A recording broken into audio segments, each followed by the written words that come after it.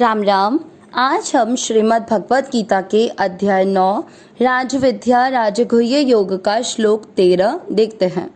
पहला चरण महात, म पूरा है, म में अ मिक्स करेंगे, म हा के साथ आधा त, महात, मा न के साथ आधा स, मानस, तू की मात्रा छोटी है, मानस तू, महात मानस तू, माँ के ऊपर बिंदी माम, पा, थ के ऊपर आधे र की मात्रा है, पा के साथ आधा र, पार, थ पूरा, थ में अमिक्स करेंगे, पार्थ।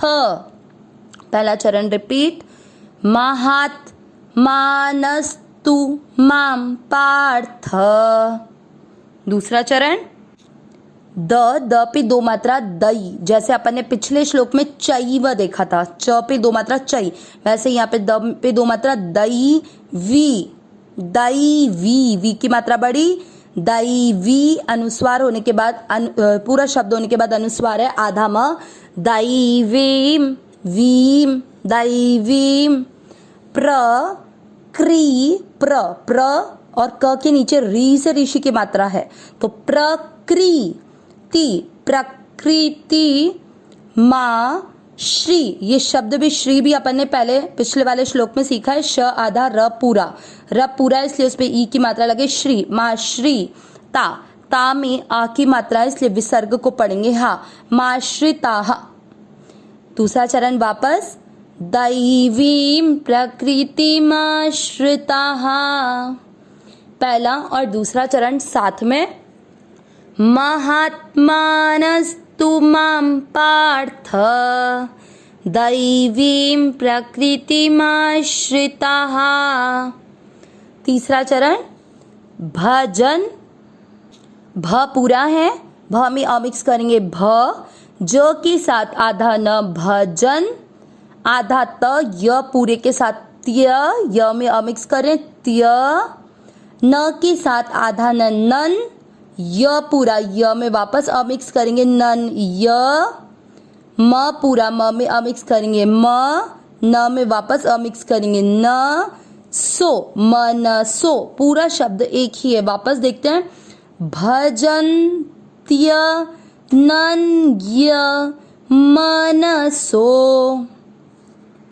चौथा चरण ज्ञा, ता आधा वा के साथ ज्ञात्वा, भू पे मात्रा बड़ी है, लंबा खींचेंगे, भूतादि, दी की मात्रा छोटी, लंबा नहीं खींचना, भूतादि, म पूरा, म में अमिक्स करेंगे, म, व आधे के साथ य पूरा, व्य, म व्य, य पूरा आधा म, यम, मव्ययम। चौथा चरण वापस, ज्ञात्वा भूतादिमव्ययम। तीसरा और चौथा चरण साथ में, भजन्त्यनन्य मनसो ज्ञात्वा भूतादिमव्ययम। पूरे श्लोक का उच्चारण एक साथ, महात्मानस्तु मां पार्थ दैवीं प्रकृतिमाश्रिताः भजन्त्यनन्यमनसो ज्ञात्वा भूतादिमव्ययम्। एक बार वापस, महात्मानस्तु मां पार्थ दैवीं प्रकृतिमाश्रिताः भजन्त्यनन्यमनसो ज्ञात्वा भूतादिमव्ययम्। श्लोक का अर्थ देखेंगे, बहुत अच्छा श्लोक है। इससे पिछले श्लोक में भगवान ने उन प्रवृत्ति के मनुष्यों के लक्षण बताए थे जो राक्षसी हैं, आसुरी हैं और जो मोहिनी प्रकृति का आश्रय लेते हैं, जिसके कारण उनकी सारी आशाएं, उनका सारे कर्म, उनके सब ज्ञान व्यर्थ होते हैं, क्योंकि वो सब कर्म केवल और केवल सांसारिक सुख भोग चाहने के लिए ही किया करते हैं। इस वाले श्लोक में भगवान उसके जस्ट विपरीत जो दैवी प्रकृति यानी जो परमात्मा का आश्रय लेते हैं उनके बारे में बताएंगे।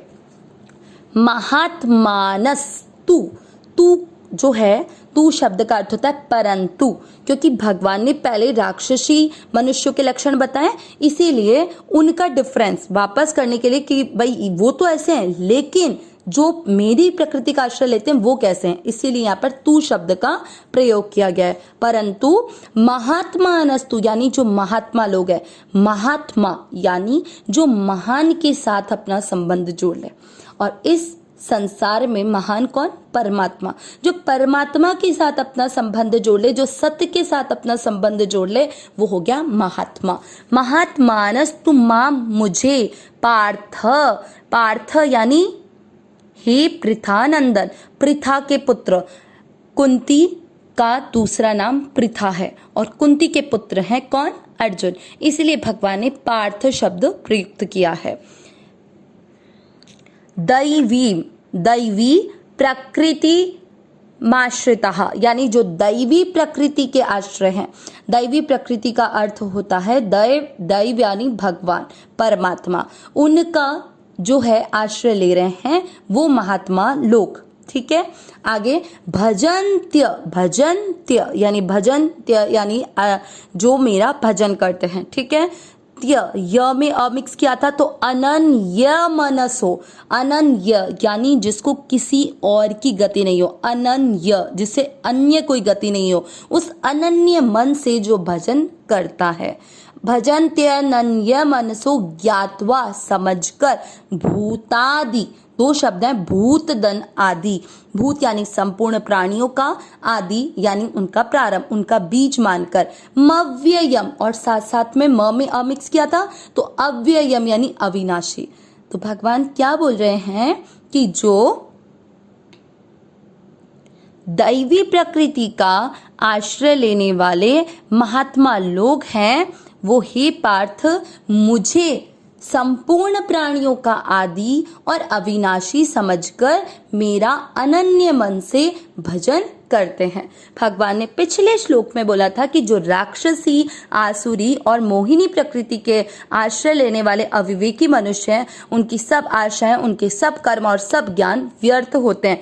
लेकिन उसी श्लोक से डिफरेंस करके बता रहे हैं आज इस वाले श्लोक में भगवान, लेकिन जो महात्मा लोग हैं, जो दैवी प्रकृति के यानी मेरा आश्रय लेने वाले महात्मा लोग हैं, वो हे पार्थ, हे अर्जुन, मुझे वो संपूर्ण प्राणियों का आदि यानी संपूर्ण प्राणियों का बीज और अविनाशी समझकर केवल मेरा अनन्य मन से भजन करता है, क्योंकि ऐसी प्रवृत्ति के मनुष्यों को केवल परमात्मा की सत्ता नजर आती है, इसीलिए वो केवल परमात्मा की गति समझकर अनन्य मन से केवल भगवान का भजन करते हैं। अविनाशी सहज सुख राशि हे नाथ, हे मेरे नाथ, मैं आपको भूलूं नहीं। नारायण नारायण नारायण नारायण।